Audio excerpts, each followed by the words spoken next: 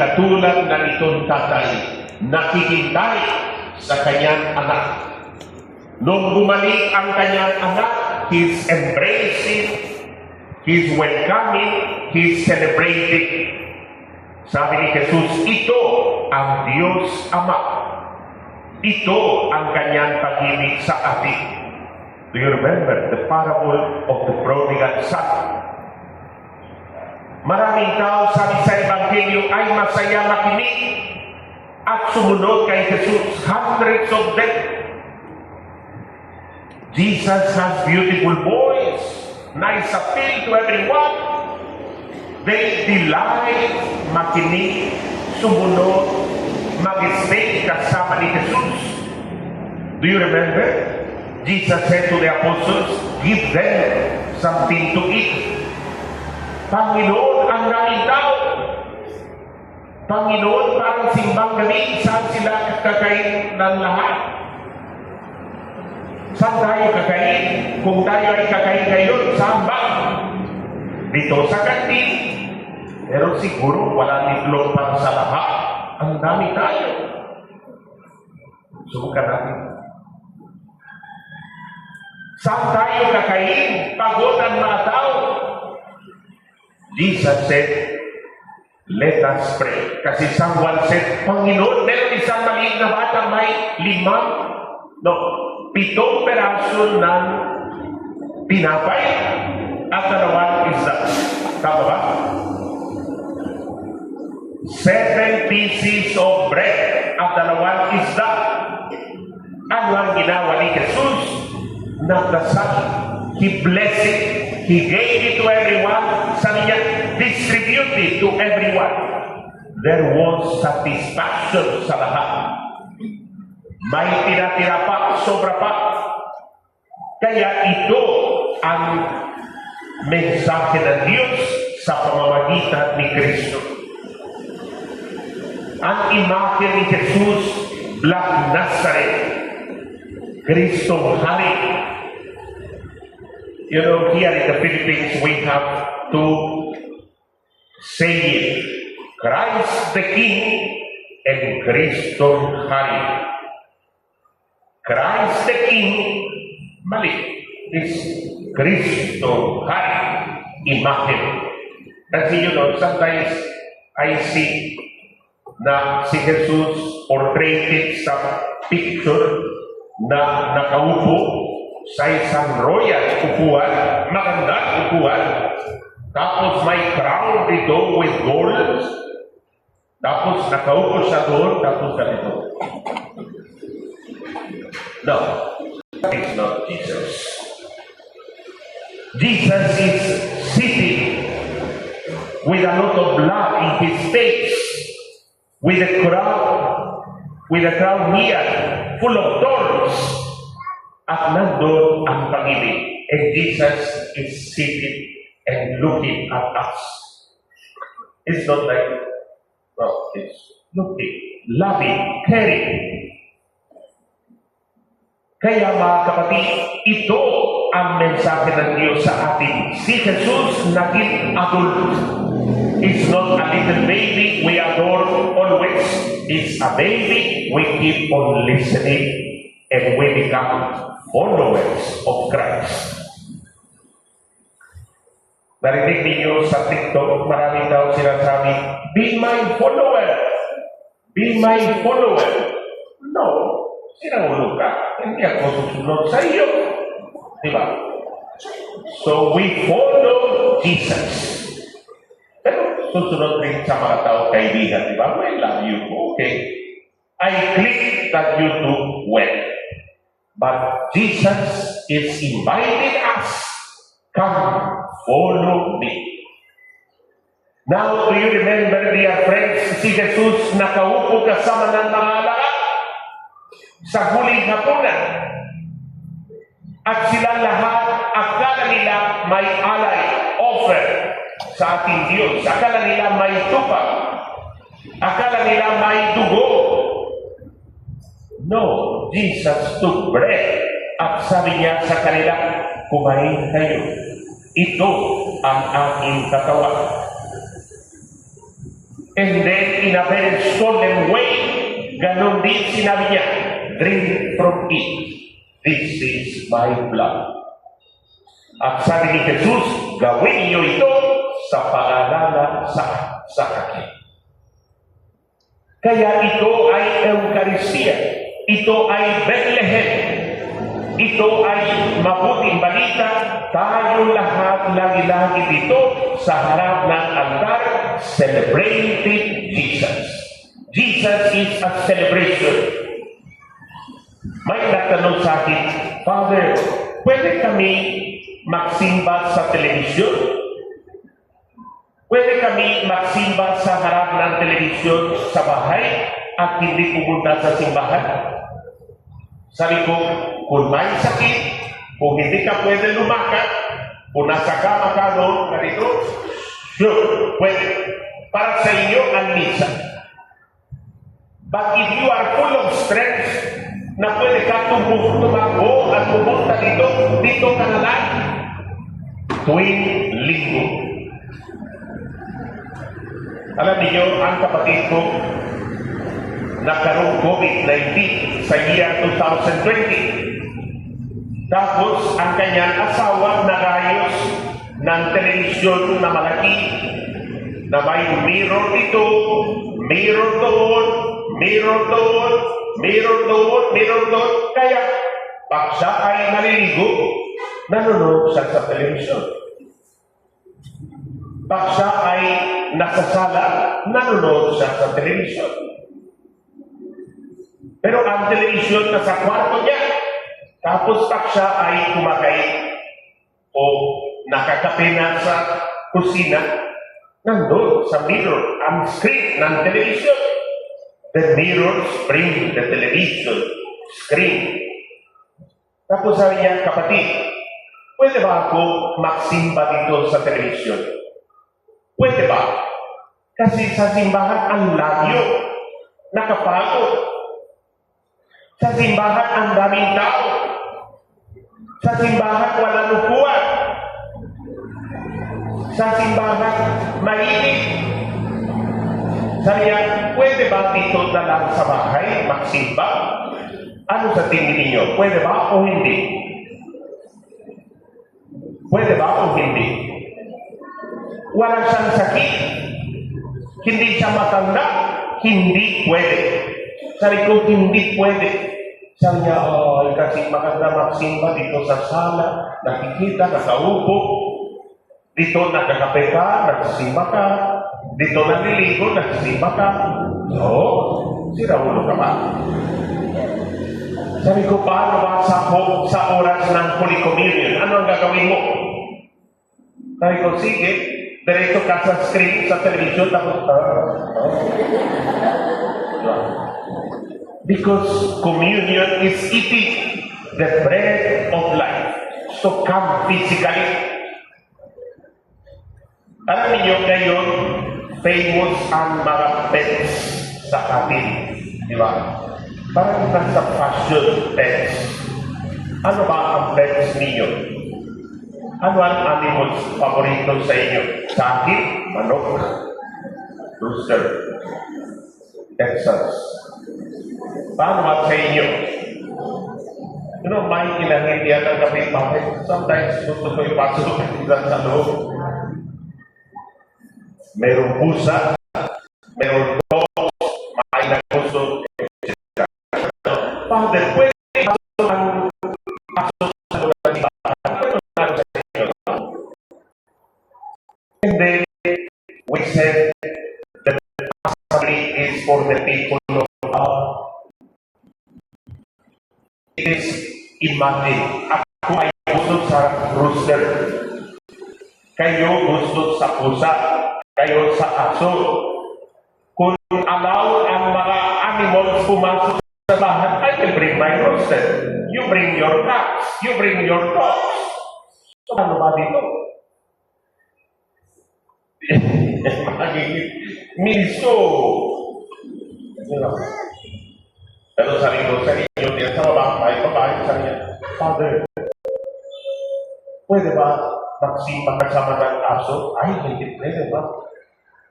Sir, Father, walang tao sa bahay. Paano iniwan ito? Ay, sorry. Doon kayo na lang sa basketball court under the roof. Sabi, Father, birthday ko ngayon. Gusto ko pumasok sa loob. Tapos ako nag-love offering, presentation. Sabi ng secretary, 2,000 ang donasyon. Sabi ko, ma'am, pasok kayo kasama ng kaso. Diretso kayo. Doon sa harap. Pero hindi pwede. You know, may nagsabi sa akin, na dito sa Pilipinas, may sementeryo daw para sa aso. Totoo ba? Tapos, ano ba? May nakita ko dito sa akin na may hotel para sa aso. Hotel. Wow! And ano, may hospital, may clinic. Pero hindi ninyo alam na aso ay pulutan sa birthday. So, ang comparable sa atin, we love animals. We love them.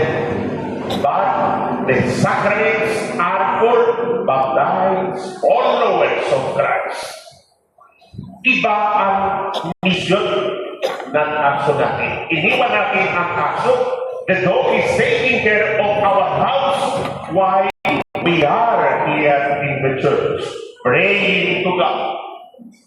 Nobody will enter inside the house kasi nandun ang aso. You know, and maganda pag ang aso ay mapapal, brave. Kasi pag ang aso na so friendly, walang kwenta yun. Di ba? So, we pray and we say, Lord, make us people of the church, church goers. Make us people familiar sa sakramento, lalo na sakramento ng banal na Eucharistia. Make us friends, family of God, to one another here tuwing beses tayo ay nagsisimba. Congratulations sa inyo, mga kapatid. Every day you came so early to this Holy Mass. Sino ba sa inyo kompleto 9 masses up to today? Itaas ang kamay. Ang dami. Itaas ang kamay. Ang dami kayo. Look. Pagpapagin ang lahat ng church. Every day. Because of gratitude to God, we did it. We wake up so early. Because of gratitude to Him, ang dami ang kanyang blessings sa nitong taon 2025. Because ang kanyang presensya kahit ano nangyayari sa atin, God never abandoned His people.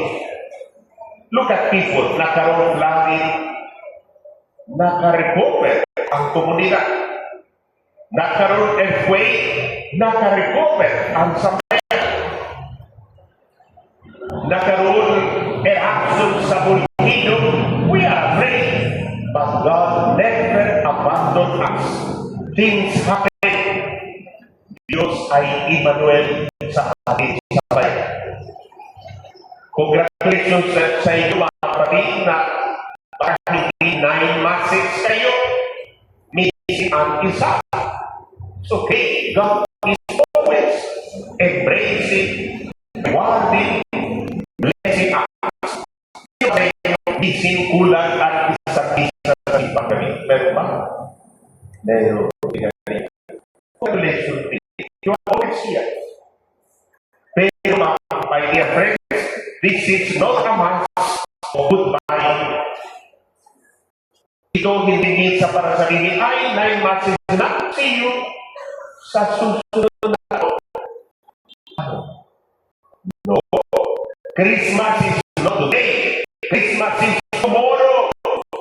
And tomorrow ay alas 7, alas 9, alas 11, alas 1, alas 4, alas 5:30 ng hapon, at alas 7 ng gabi. Ang mga tao dito sa batasan, hindi pwede sabihin, ay, walang misa dito sa batasan. Kahit anong oras, meron. Sa umaga, maraming tao. Sa hapon, maraming today at bakit konti ang tao.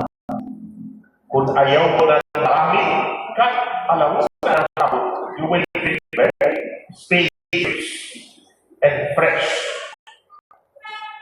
Kaya mga kapatid, simbang gabi message is preparation para sa araw ng Pasko.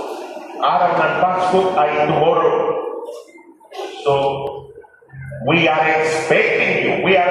We want to adore Jesus with you. We want to incense the elect tomorrow. We want to have Jesus blessing us, the little baby, tomorrow, araw ng Pasko. These are 9 masses of gratitude, 9 masses of preparation para sa itong araw ng kaligtasan sa atin. We pray for this. Tumayo tayo lahat and let us present to God our prayers. Sa bawat panalangin at ating dasal ay, Panginoon, dinggin mo ang aming panalangin. Diyos naming mapagmahal, masalamin nawa namin ang iyong simbahan, ang liwanag ng iyong kabutihan, katotohanan at pag-ibig. Manalangin tayo. Diyos naming mapagmahal, masalamin din nawa ng lahat ng lingkod bayan ang iyong liwanag sa kanilang tapat sa pagpapatupad ng mga tuwirang batas at panuntunan. Manalangin tayo. Panginoon, dinggin mo ang aming panalangin. Diyos naming mapagmahal, liwanagan mo kami natitipon ngayon sa aming pagsusumikap, maging tapat at Kristiyano. Manalangin tayo. Panginoon, dinggin mo ang aming panalangin. Sa ilang sandali ng katahimikan, itaas natin sa Diyos ang ating mga pansariling kahilingan. Gayon din ang mga taong lubos na nangangailangan ng ating panalangin. Manalangin tayo. Panginoon, dinggin mo ang aming panalangin. Manalangin tayo para sa intensyon at pasasalamat kina Noel Custodio at family, Maria Gloria Kahigan, Joyce Ann Buyano, Dayan Kabuatan. Manalangin tayo. Panginoon, dinggin mo ang aming panalangin. Para sa intensyon ng mga sponsoring family sa misa na ito, ang mga lectors, manalangin tayo. Panginoon, dinggin mo ang aming panalangin. Para sa mga may mga sakit, Anapolita, Mirante, Charmaine, Boy Molina, Peloni, Nelia de Rosales, Winnie Lumawi, Benjamin Yantada. Manalangin tayo. Panginoon, dinggin mo ang aming panalangin. Para sa mga kaluluwa na Antonio Agustos, Maria Edna Silvestre, Gilbert, Arnold Marcila, Jennifer, Jeffrey, Alfredo Sr., Maximo Jr., Valiente, Melchor, Aida, Mark, Leticia, Celeste, Danica, Lorata, Alex, Catalino, Bernardino, Alma, Maria, Henry, Nora, Rosario, Margarita, Bruno, Roy, Jason, Berninia, Delren, Roberto, Olita, Abidon, Pedro Dater, Gregorio, Dolores, Reynaldo at Harry John. Manalangin tayo. Panginoon, dinggin mo ang aming panalangin. Ama namin, makapangyarihan, hinihili namin ito sa pamamagitan ng iyong anak na aming Panginoong Jesucristo magpasawalang hanggan.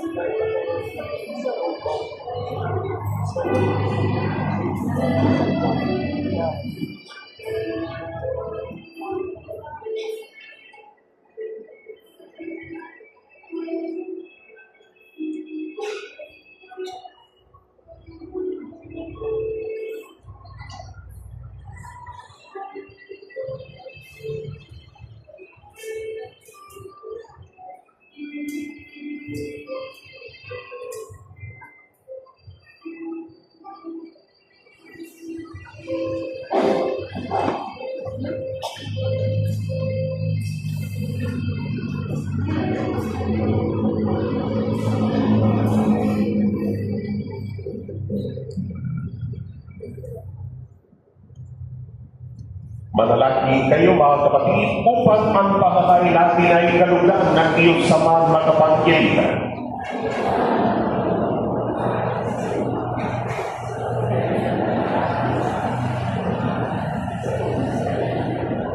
Ama namin lumikha, ang pagkakain ito na nagdudulot sa amin ng ganap na pagsamba sa iyong kadakilaan ay maging lubos nawa ang pagkikipagkasundo namin sa iyo upang may pagdiwa namin ng may dalisay na loob ang pinabuhatan ng aming manunubos na namamagitan kasama ng Espiritu Santo magpasawalang hanggan.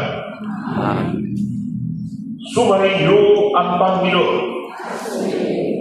Itabi sa puso at diwa. Pasalamatan natin ang Panginoon nating Diyos.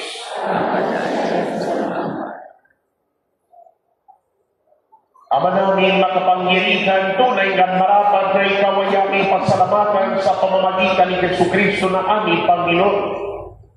Ang pagsusugong mo sa Kanya ay pinahayag ng lahat ng mga propeta. Ang pagsila niya ay pinanalikan ng mahal na Birheng Kanyang inang tunay sa kapangyarihan ng Espiritu Banal. Ang pagdating niya ay inilakad ni San Juan Bautista sa kanyang pagbibigyan. Gayon, pinakahandaan namin ang maligayang araw ng kanyang pagsilang. Kami ay nananabik at nananalangin lubos na makaharap sa kanyang kadakilaan. Kaya kaysa ng mga anghel na nagsisiyawin ng papuri sa iyo ng walang upay sa kalangitan, kami ay nabubunyi sa inyong kadakilaan.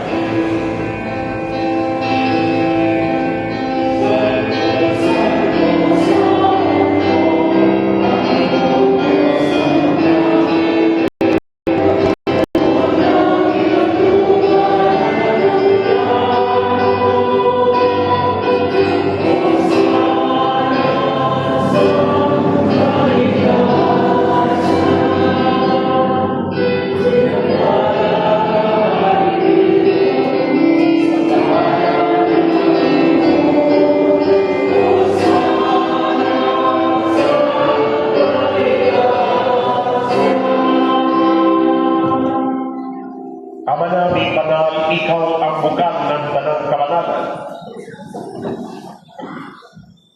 Kaya sa pamamagitan ng iyong Espiritu, gawin mo banal ang mga kaloob na ito upang para sa amin maging katawan at dugo ng aming Panginoong Jesucristo. Bago niya pinatisan ko sa loob na maging kandog, hinawakan niya ang tinapay. Pinasalamatan kanya. Pinahati-hati niya iyon, inabot sa kanyang mga alagad at sinabi, tanggapin ninyong lahat ito at kanin. Ito ang aking katawan na itatandog para sa inyo.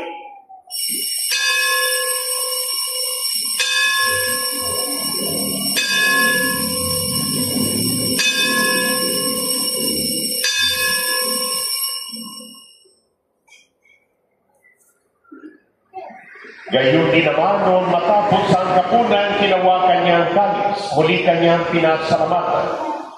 Iniabot niya ang kalis sa kanyang mga alagad at sinabi, tanggapin niyo lahat ito at inumin. Ito ang kalis ng aking dugo ng bawat walang kagatipan. Ang aking dugo na ibubukos para sa inyo at para sa lahat sa ikapagpapatawad ng mga kasalanan. Gawin niyo ito sa pag-alala sa akin.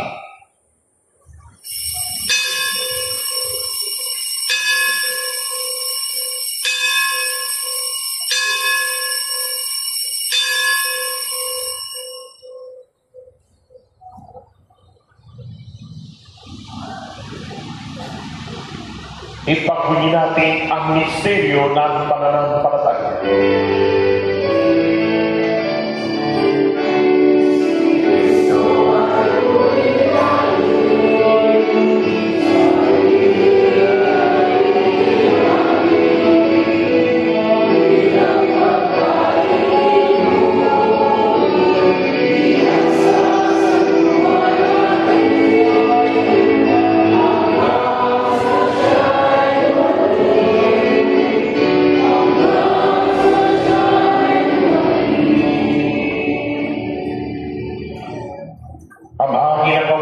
Ngayon ang pag-aalala sa pagkamatay at muling pagkabuhay ng iyong anak. Kaya iyalay namin sa iyo ang tinapay na nagbibigay buhay at ang kalis na nakagkaloob ng kaligtasan.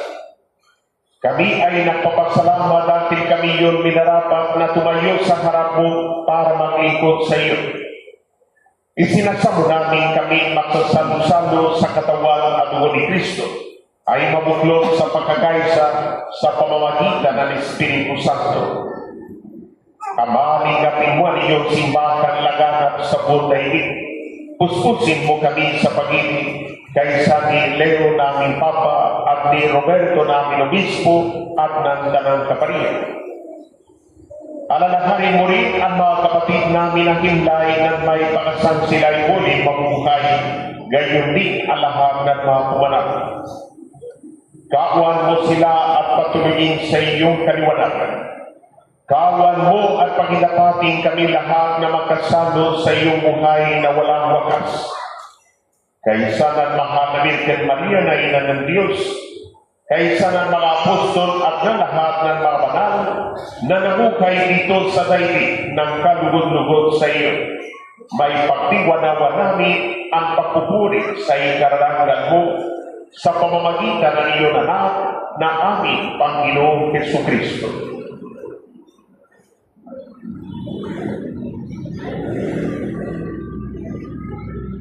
Sa pamamagitan ni Kristo, kasama niya at sa Kanya, ang lahat ng parangal at papuri sa iyo.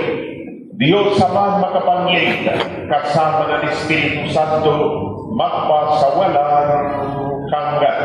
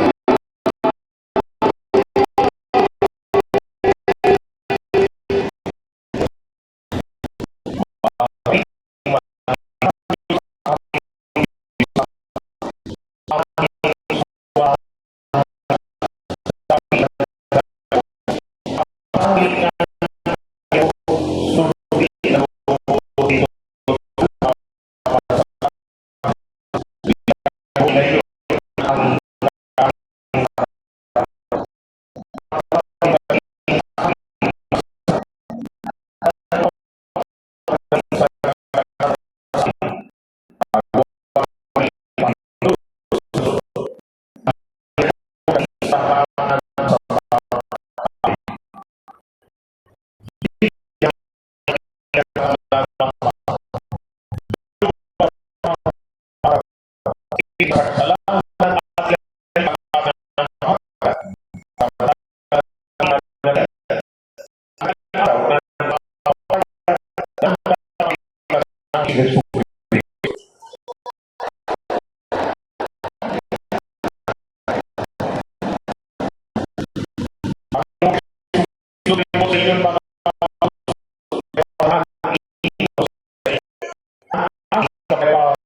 at kaibigan ko sa inyo. Tungkay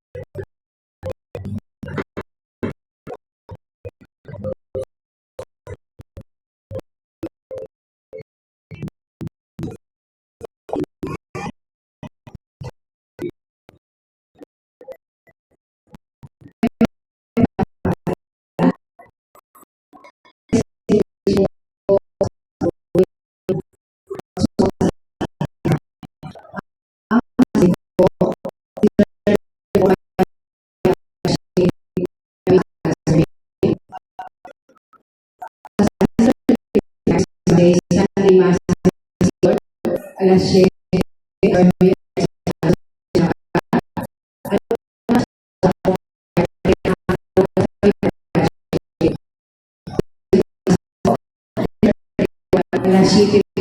sa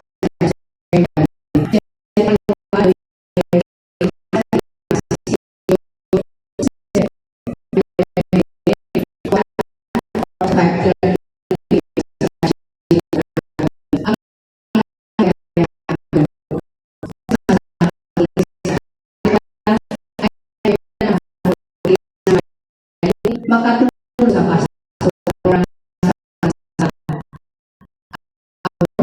January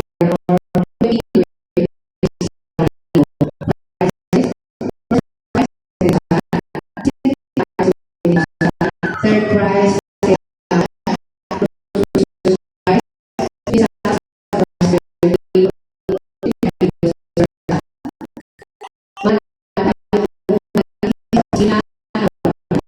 para sa patuloy available na po ang regalo para sa taong 2026. Nagkakahalaga po ng 50 pesos. Pagtungo lamang po sa opisina ng ating pagkakas. Maraming salamat po.